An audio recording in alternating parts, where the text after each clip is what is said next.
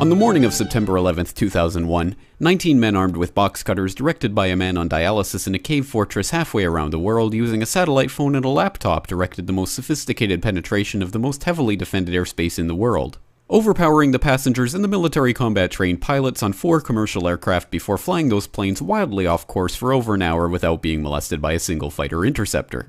These 19 hijackers, devout religious fundamentalists who like to drink alcohol, snort cocaine, and live with pink-haired strippers, managed to knock down 3 buildings with 2 planes in New York, while in Washington a pilot who couldn't handle a single-engine Cessna was able to fly a 757 in an 8,000-foot descending 270-degree corkscrew turn to come exactly level with the ground, hitting the Pentagon in the Budget Analyst Office where DoD staffers were working on the mystery of the $2.3 trillion that Defense Secretary Donald Rumsfeld had announced missing from the Pentagon's coffers in a press conference the day before, on September 10th, 2001.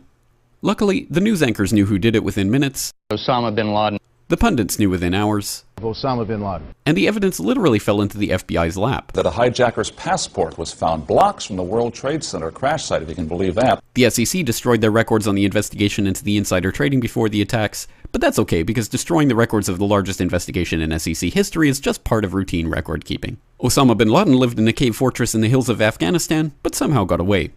Then he was hiding out in Tora Bora, but somehow got away.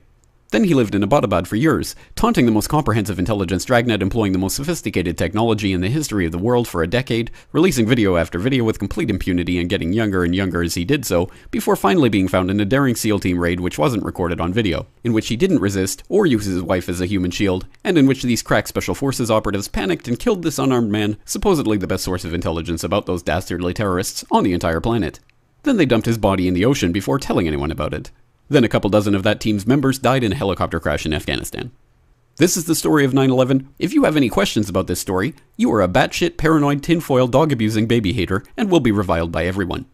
If you love your country and or freedom, happiness, rainbows, rock and roll, puppy dogs, apple pie, and your grandma, you will never ever express doubts about any part of this story to anyone. Ever.